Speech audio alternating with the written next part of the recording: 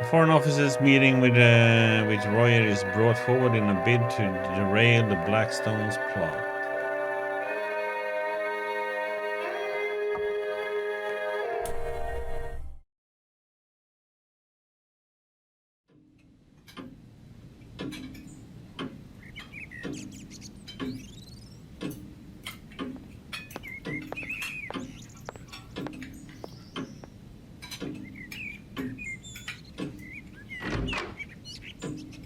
I came down to breakfast next morning after 8 hours of blessed, dreamless sleep.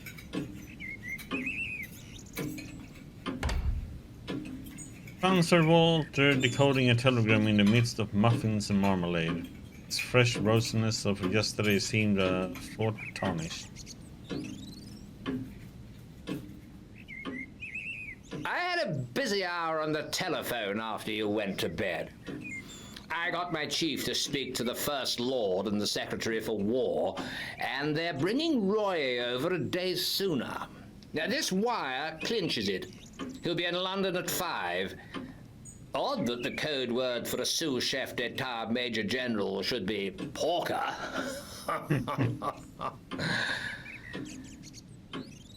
He directed me to the hot dishes and went on. Not that I think it'll do much good. If your friends were clever enough to find out the first arrangement, they're clever enough to discover the change. I would give my head to know where the leak is. We believed there were only 5 men in England who knew about Royer's visit, and you may be certain there were fewer in France, for they manage these things better there.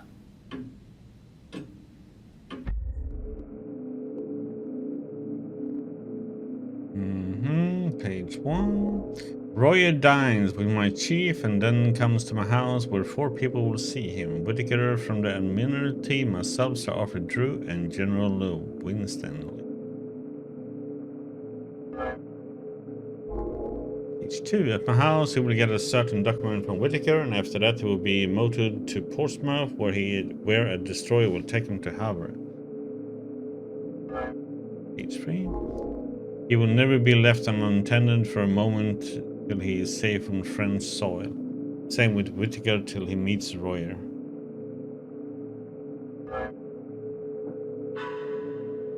Welcome back, Diggy. That is the best we can do. And it's hard to see how there can be any miscarriage. But I don't mind admitting that I'm horribly nervous. This murder of Karolides will play the deuce in the chancelleries of Europe.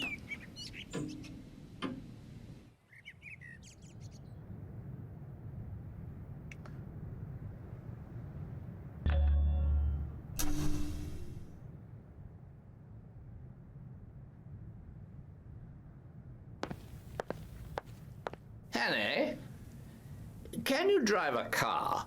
Why, yes. Well, you'll be my chauffeur today and wear Hudson's rig. You're about his size. You have a hand in this business and we're taking no risks. There are desperate men against us who will not respect the country retreat of an overworked official.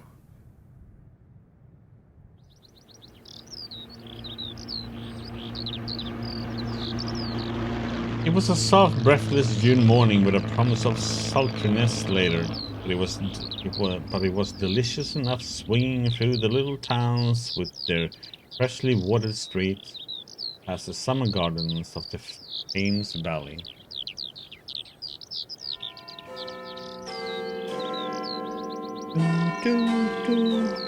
Big Ben.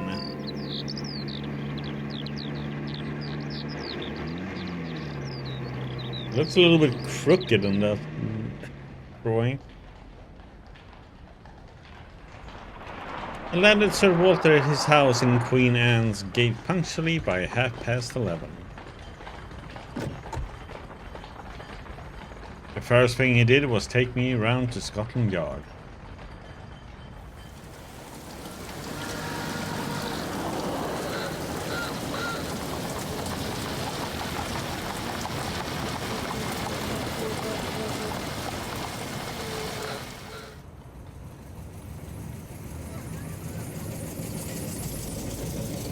There we saw a prim gentleman with a clean-shaven lawyer's face. McGillivray, I've brought you the Portland Place murderer. The reply was a wry smile.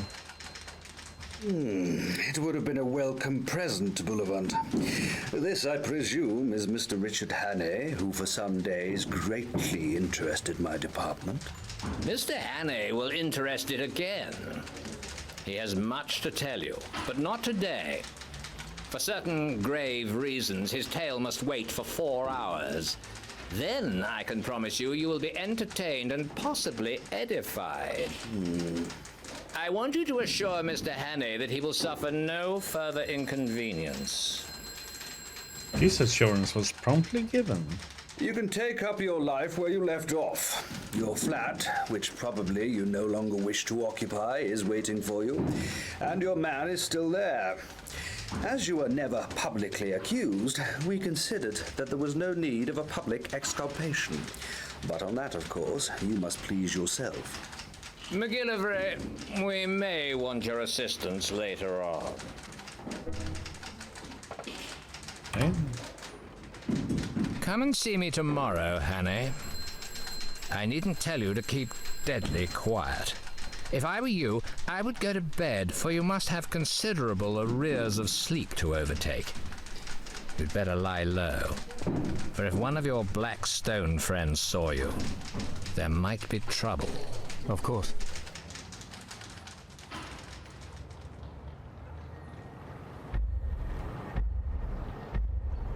It was very pleasant to be a free man, able to go where I wanted.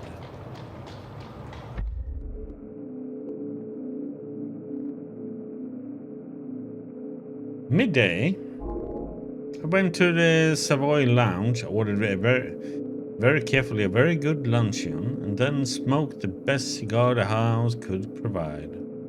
But I was still feeling nervous. When I saw anybody look at me in the lounge, I grew shy, wondering if they were thinking about the murder. Noon. I took a taxi and drove miles away up into North London. I walked back through fields and lines of villas and terraces, and then slums and mean streets. It took me pretty nearly 2 hours. Evening. I dined at a restaurant in Jermyn Street. I was no longer hungry and let several courses pass untasted. I drank the best part of the bottle of Burgundy, and it did nothing to cheer me. An abdominal restlessness had taken possession of me. Apartment. I didn't feel like going back to my flat. That had to be faced sometime, but as I still had sufficient money, I thought I would put it off until next morning and go to a hotel for the night. Free man. I had only been a month under the ban of the law, and it was quite enough for me. Yet I felt curiously at a loose end. I felt that great things, tremendous things, were happening or about to happen, and I, who was the cogwheel of the whole business, was out of it.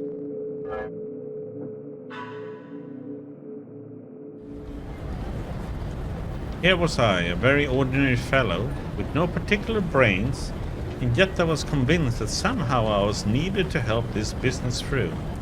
That without me it would go all to blazes. I told myself it was sheer silly conceit. 4 or 5 of the cleverest people living, with all the might of British Empire at their back, had a job in hand.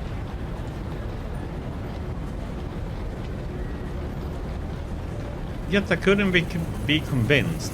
It seemed as if a voice kept speaking in my ear, telling me to be up and doing, or I would never sleep again. The upshot was that about 9:30 I made up my mind to go to Queen Anne's Gate.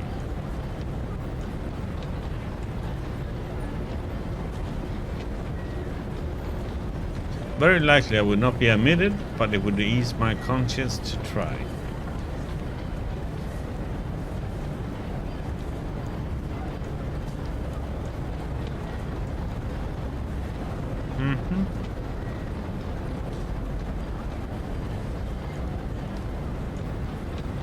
On my way, I passed a group of young men. They were in the evening dress, had been dining somewhere, and were going on to a music hall.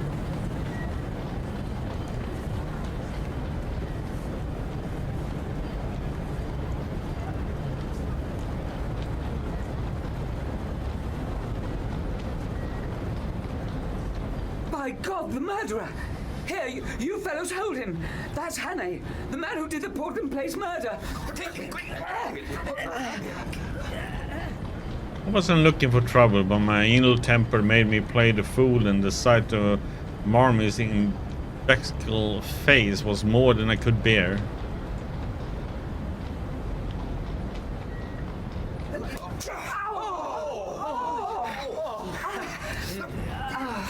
What's going on here? Oh, this man is the Portland Place murderer.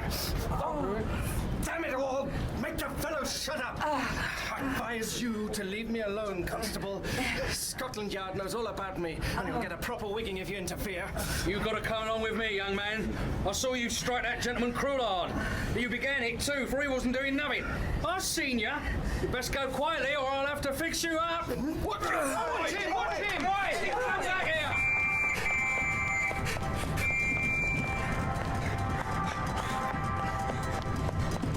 I have a very fair turn of speed, and that night I had wings.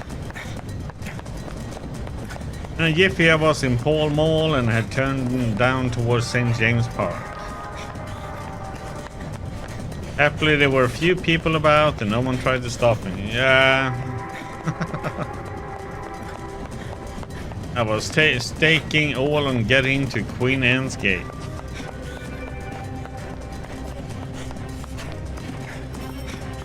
Yeah, it's that guy that we stopped and, yeah. I must see Sir Walter. My business is desperately important. The butler was a great man. Without moving a muscle, he held the door open and then shut it behind him. Sir Walter is engaged, sir, and I have orders to admit no one. Perhaps you will wait. See here. There's trouble about, and I'm in it. But Sir Walter knows, and I'm working for him. If anyone comes and asks if I'm here, tell him a lie.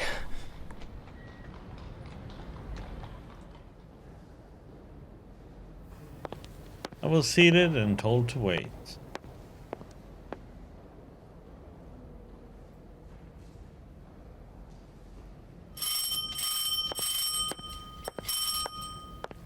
He returned to the door and with a face like a graven image waited to be questioned.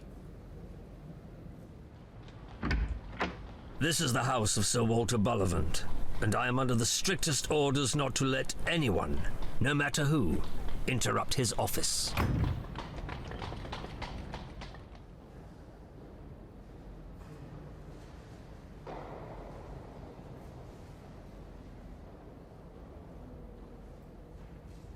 Yeah, I don't quite know why he went there.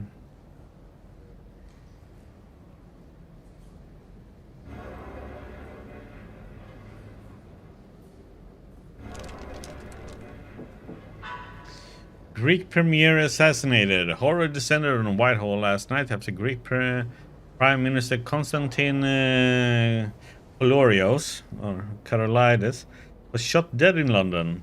The murder took place around 7 p.m. in a private apartment in Horse Guards, where the Greek premier was staying at the invitation of the Foreign Office.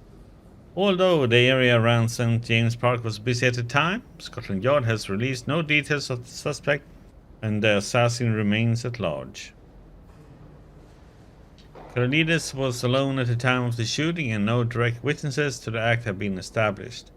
Police and security agents have yet to confirm whether the shooter was located in the room or fired from an adjacent building. Questions are already being raised about the security arrangements for the visit. Sir Humphrey Bullingstone, the RH member for Harrow, declared that it is a disgrace to the fine name of Her Majesty's government that the serving head of state can be murdered in cold blood in such close proximity to the King's residence. Armed security at Buckingham Palace in Downing Street has been increased as a precaution. Karolaides' visit was thought to concern his recent call for a major international conference to settle the ongoing territorial claims that continue to beset the Balkan. The visit may also have included discussions about potential British assistance to secure Greek claims over various Ottoman islands in the Aegean, although War Minister Drew has repeatedly insisted that Her Majesty's government does not intend to send the Mediterranean fleet to intervene. Motivations for the assassination were unclear, and Korolides is known to have had numerous enemies. Ottoman influences are a likely candidate, although relations between Korolides and Porte were relatively cordial compared with his predecessors. Berlin's efforts to form an alliance with Bulgaria and its long-standing relationship with the Ottomans have led to a tense relationship between Berlin and Athens. German Foreign Minister Scholte recently described Korolides as a milestone around the necks of the Greeks. The German theory has supporters within Parliament. Sir Humphrey has already suggested that we would most likely find the hand of the Kaiser somewhere near the trigger of the gun. Sir Walter Bullivant, permanent secretary at the Foreign Office, reacted with shock and fury to the events of last night and told his newspaper that this is an appalling act of political murder within the very heart of our government, and we will leave no stone unturned to catch those responsible. Sir Walter also extolled the influence of Korolides as a steady rock in the volatile world of Balkan politics. The tireless work of Konstantin Korolides in search of peaceful solutions to the Eastern question has been without compare in recent years, explained Sir Walter. We must ensure to continue the spirit of his work. Privately, however, the Foreign Office ought to be deeply concerned that, in the absence of Korolides, the situation in the region will deteriorate yet further. The fate of the international conference that Korolides had called for is also unknown, although in the absence of a respected strongman, it appears unlikely that such an affair will go ahead in the immediate future.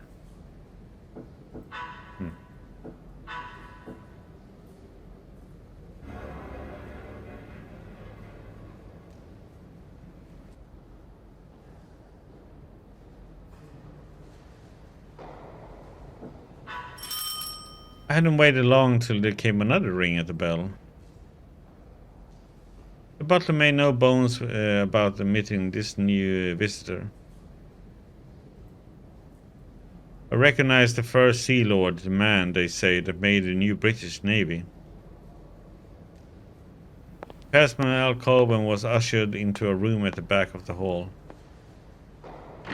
As the door opened, I could hear the sound of low voices. It shut, and I was left alone again. Lord Aloy. For 20 minutes I sat there, wondering what I was to do next. Then the door of the back room opened, and the first Sea Lord came out. He walked past me, and in passing he glanced in my direction, and for a second we looked at each other in the face. I had never seen the great man before, and he had never seen me. But in that fraction of time, something sprang into his eyes. That something was recognition. You can't mistake it. It is a flicker, a spark of light, a minute shade of difference, which means one thing and one thing only.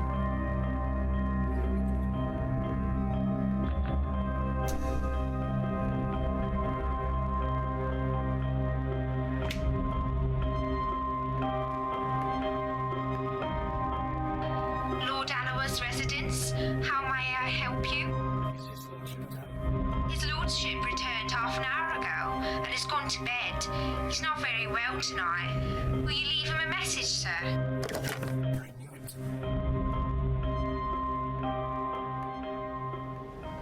The moment could be lost, so I marched boldly to the door at the back room and entered without knocking.